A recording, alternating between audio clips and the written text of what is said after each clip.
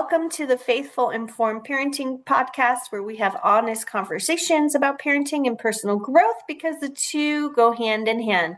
My name is Dr. Perez, and I am the host. And today I have with me a very special guest. She's a friend of mine, and she was a doctoral colleague of mine. We both studied at Regent University, and her name is Dr. Marisa Naryka. Hi, welcome.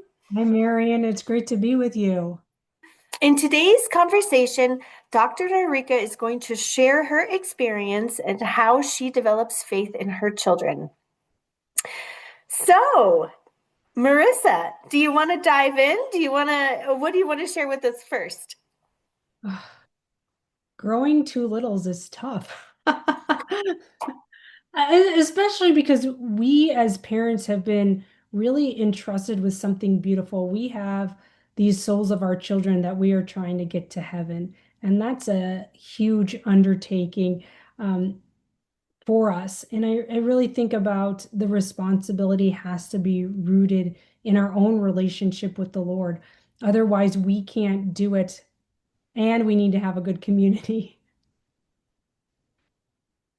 Oh, for sure. I feel like parenting, I didn't realize how important the community was until I had children. And when I realized, oh my gosh, in order for my kids to really develop into what God has called them to do, they need to have access to quality education. So we need educators, we need quality schools, we need opportunities for our kids to engage in things like extracurricular activities and churches and jobs and lots of opportunities. So, yeah, it really does take a community to build up our children.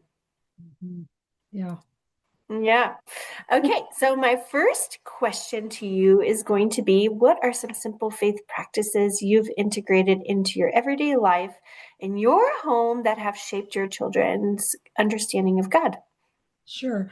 Well, first I'd like to explain, when I say two littles, my sons are 1 and 4. So we're really at the beginning of their faith development. My 1-year-old probably has no concept. It's really my 4-year-old who's diving into it more deeply. And when I was reflecting on this, I was going back to some of the studies that I had done with James Fowler on the stages of faith development and where is he? And he's really at that stage where he's mimicking and he's just a sponge taking it all in. And so when I think about our faith practices, we're starting at that level. And something that we've done daily with our sons pretty early on is we make sure that we say prayers together at night before bedtime. And they look different for each of them. My youngest son, it's really pretty simple. We do the Angel of God prayer. We say some God blesses for our family. That's it. With my older son, we do the same thing, but our list of God blesses is quite large. It usually includes people who have asked for our prayers and really recognizing that we're intercessors. Besides that, we have, so I'm Catholic, and so for us, we have a lot of things within our house, whether that's images, crucifixes. We also have books and puzzles that are for our boys. Also, I had done with some other Catholic women. Have you heard of a peg doll? No? Um, okay, so these are peg dolls, and we actually designed them, and each one of them is painted as a different saint. And so the kids can play with them, but they have not given to the boys yet, cards on information for each of those saints. But at the bottom of these peg dolls, it'll say who the saint is when their liturgical feasts, things like that. The other thing that we've done and we've had access through my parish is called the Formed app, which is by the Augustine Institute. And it has stuff not only for mom and dad, but some really cool children's movies, whether it's about saints or allegories. So they're learning allegories and different things like that. And so we'll put those on occasionally for the boys to then get another perspective of faith life. Mhm. Have you watched VeggieTales yet with your kids? I attempted to early on with my youngest or my oldest son. he Mhm. doesn't really get into it too much, but he has been exposed to it. So really try and go, what are the different things that might engage him? Yeah, the engagement piece is really tough for me right now because I have three kids at such different developmental stages. And so I feel like with my oldest, it was easy to throw on VeggieTales. It was just her. So I focused in on what she needed. Well, now if I put VeggieTales on, she's like, I don't want to watch this. Can we watch something else? So it's like, hello, I'm not doing this for you. I'm doing it for the other two. Right. But because they're all together now, we watch something that everybody likes. And so Mm, it's really tough to figure out. I feel like I put so much faith based integration into my oldest daughter early in life. I feel sometimes I didn't do as much with my other two just because it wasn't working out because the other kids were not interested or because I was busy with the other kids. And so I feel like that is a little bit tougher. I also really enjoy the prayers at night. We do that too. So that's something, and I feel like that's something I need to incorporate more with them. Like with my girls, I would lay in bed with them and just chat with them. And then we'd have really good conversations. We do our prayers. But sometimes I feel like with my son, I don't do it as much because by the time we go to bed, we're just all so exhausted. We just lay down and go to bed. You know what I mean? From the day. yeah, I do. I do. Oh, We've been really intentional about it. The other thing I've done is when we're driving to daycare in the morning, we started doing prayer, and I do my own prayer, and then my husband has a different prayer that he would lead with the boys. But more recently, now that my oldest is a bit older and understands, I'll ask him if he has a prayer intention. And sometimes it's silly, like I want more snow, or I'm thankful for my Batman, things of that nature. Or, for instance, it's this morning, I want to pray for my brother or dad, or something that's a little bit more tangible. And sometimes I'm going, where did this, the other day, last week, he said, I want to pray for hope. And I was like, you're four. You want to pray for hope? So we said our prayers. And then afterwards, I had a conversation. Well, why do you want to pray for hope? Where's this coming from? And he then starts talking about wanting to be a good person. What? You're four. I mean, it just amazes me the stuff that he's getting. And some of this, too, is that we've been really intentional. We go to Sunday Mass every week. They've been going since they're about a week old. We've also, my eldest now is involved in a program with our parish called Catechesis of the Good Shepherd, which is Montessori based. And so, really engaging him in the faith on his level, so important. yeah. I love how you said earlier about being intentional. I Mhm. feel like when my oldest, God is so much of part of who we are that I feel like oftentimes I'm not as intentional because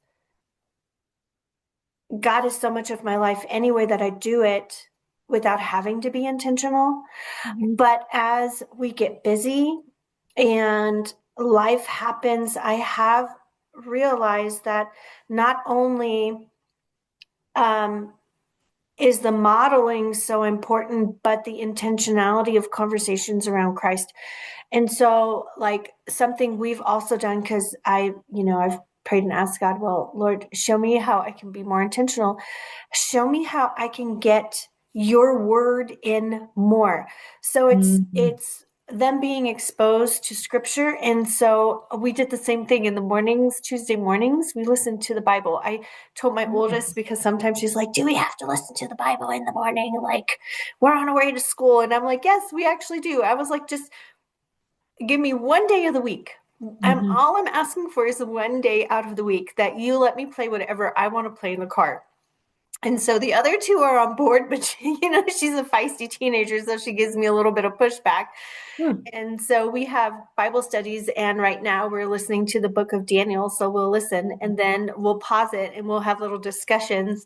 And then right before they get out, we'll pray for the day, that God's angels will surround them and that they'll make wise choices and there'll be lights as they go into the school, and that they'll find favor, but also that God will help them to navigate their friends and be little Mhm. missionaries in the schools.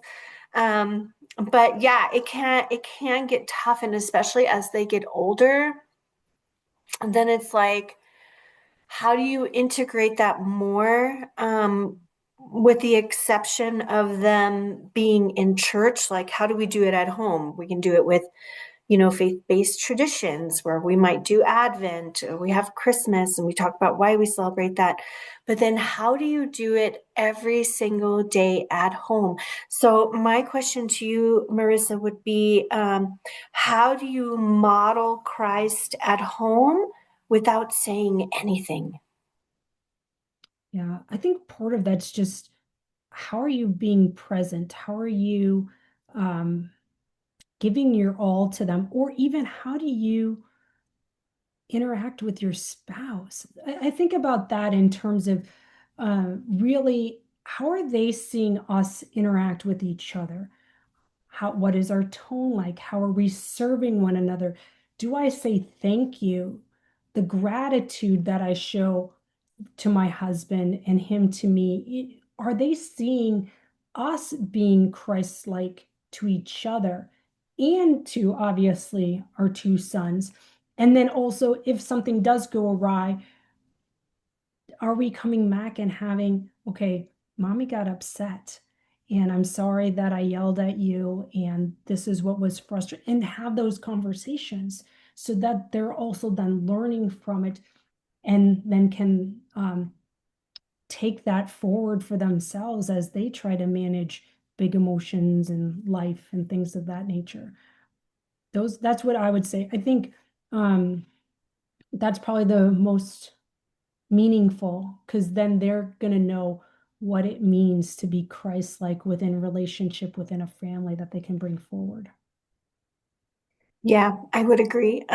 There's something that I'm writing about in my book right now, and that is to give an accurate representation of who Christ is, because children look to us Mhm. to know who Christ is. And we are a direct representation. So they're going to see God the way they see us. If we're angry, they're going to see God as angry.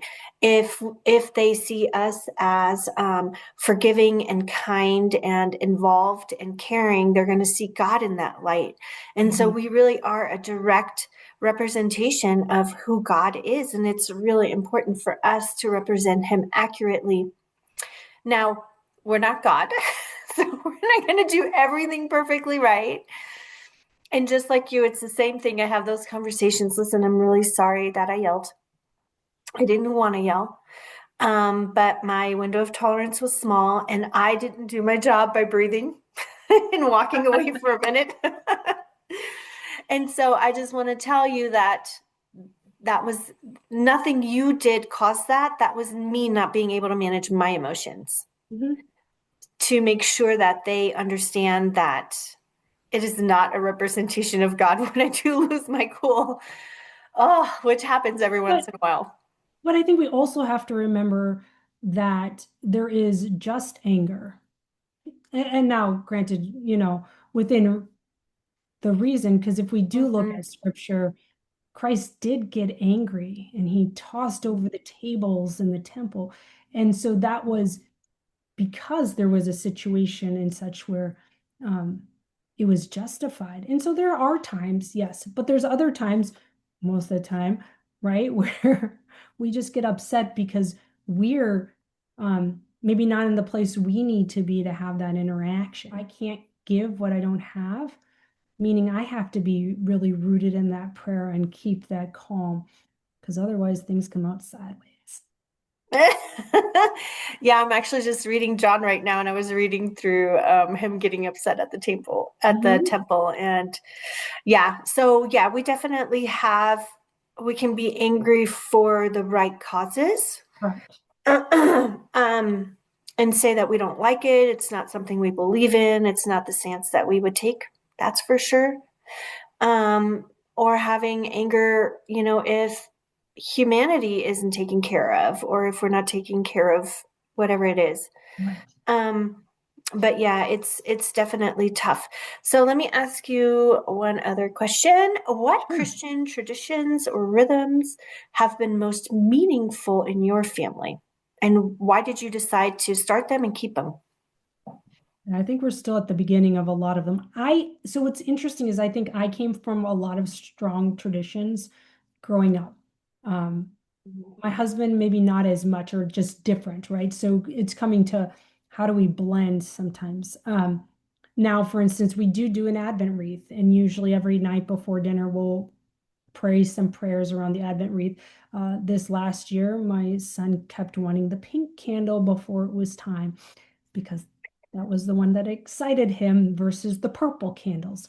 But we'll do Saint Nick and I'll put out the shoes. We'll typically dye Easter eggs. I often have several nativity sets. Some of them I've inherited. In particular, we had one that their godmother gave us that came from the Holy Land, and it's actually a music box. And so you turn the star and it sings "O Little Town of Bethlehem." My youngest will start going over there and just start pointing because he just wants to hear it. So he thinks it's beautiful. So there's things like that that we have.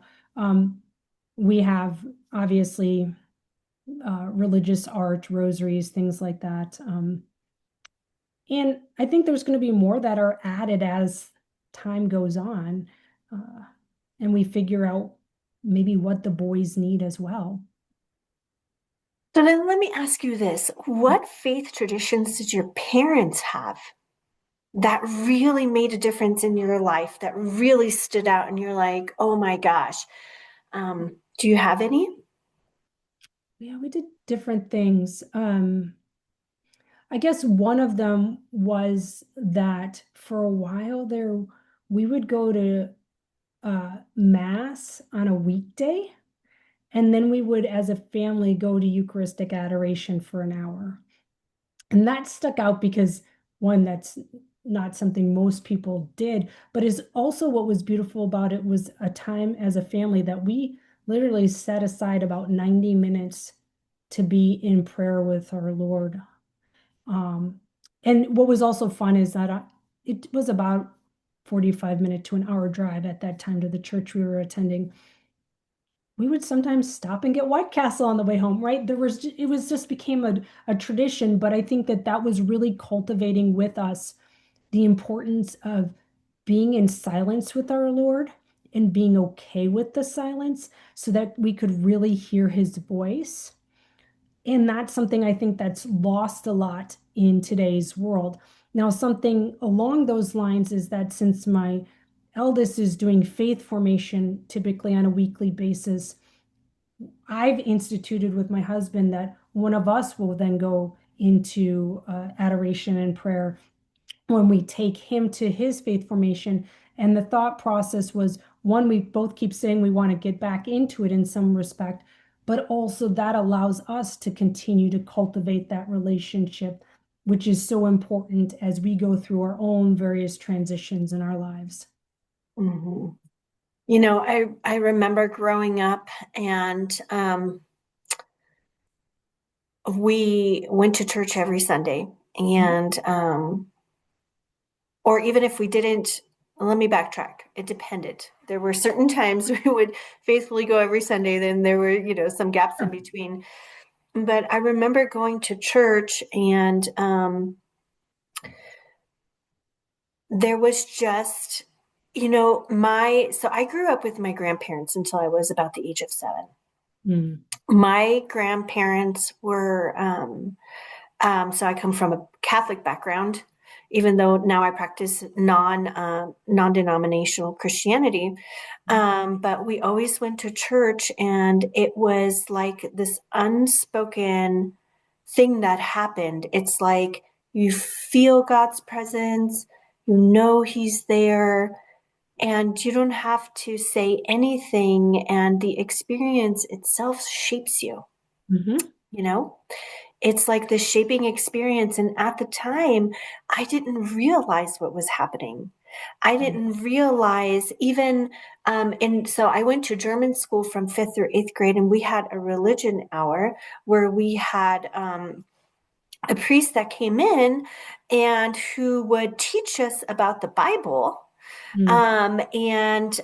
I didn't realize at the time, just like I didn't realize in the moment when I was going to church how much it was shaping me and forming me, that those times were actually shaping me and forming me too, and teaching me about Christ and teaching me about God's love. And it's something that I didn't see the value until I gave my life over to Christ as an adult.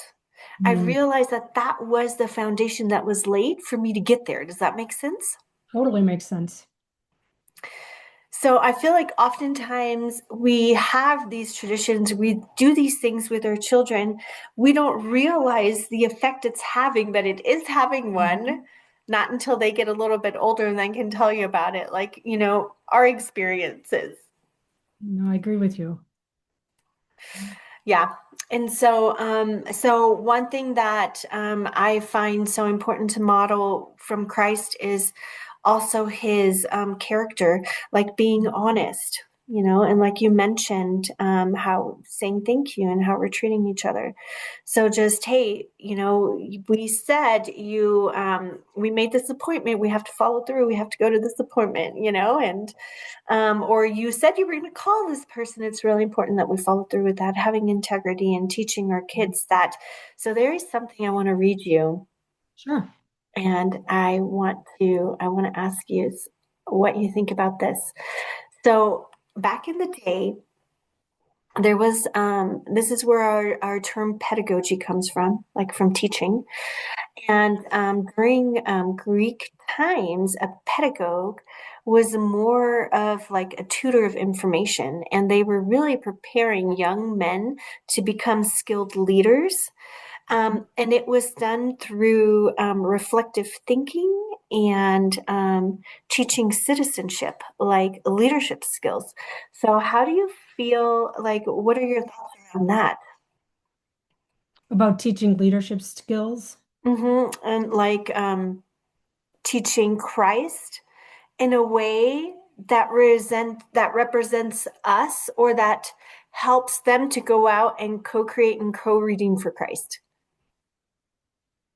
Yeah. I hadn't thought about that piece. We talk about, so integrity is a huge core value for my husband. And so that's something we've talked about. I'll talk to the boys in general about uh, being men of faith and good character. And so starting to have those conversations about what is appropriate, I would say at this point, because they're so little, they may not understand obviously the nuances of that.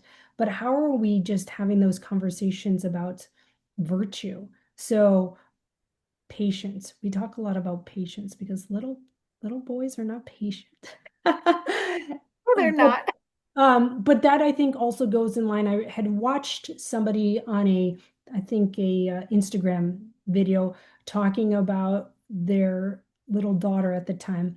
And when she was a toddler, they would make sure that she didn't eat until they had said prayer. And so that's something we typically do. You can't eat until we've said our prayers. And that's helping them build that muscle of patience and self-sacrifice, right? And those are things they're going to need as future leaders. Yeah, because it teaches them to be resilient. Mhm. And resiliency, I feel like, is something that is there's a lack in our society right now. Sure, sure. Well, we even, I think my husband will talk about some of those pieces too with, um, are you giving it your all when you're at swim lessons? Are you listening, following the directions, making sure that you're doing it repetitively and doing that practice because that's going to make you better. there is a discipline there that's so important. Don't just give up. Yeah. And I mean, that's our relationship with God too. Sometimes we fall on our faces and we have to get back up and say, okay, Lord, I didn't do that well, or I sinned in this area. Well, I always joke that as soon as you think you've made it somewhere with Christ in your relationship and that journey of trust, he goes, wait up. We're doing this again in a different way. So it's a constant journey of trust in listening. But yet, when we're truly trusting and allowing him, he's going to give us things beyond our wildest dreams. And that's not always easy to go, okay, I'm putting my will aside to allow your will to come in. Yeah, I always think like, as far as my children go, or any child goes, the most important token to have in your back pocket, or that is most effective and that will serve you best, is to know God, hear his voice, and make him known. Mm. I feel that, because as people, we're going to make mistakes, but if we know the Lord, we know we're loved, we know there's grace, we listen to his voice, we follow him, we know that we're in that ultimate best will. I feel everything else works out around that. Like everything else works out. Hmm. Yeah. He's done And it so before. He'll do it again. that's for sure. Oh my gosh. Okay. Well, I think we are just about coming to the end of our recording. Is there anything else that's like pressing on your heart that you want to share with parents, as far as like instilling faith-based practices into your home or with your children? Just keep it up and keep delving into your own relationship with Christ because that's what's going to help develop your children. So keep the faith. I agree. It's the personal growth. It's that modeling and those reciprocal interactions that really help kids to also see Christ. So that's so important. Well, thank you so much for being here on this podcast. Stay tuned for the next episode in 2 weeks.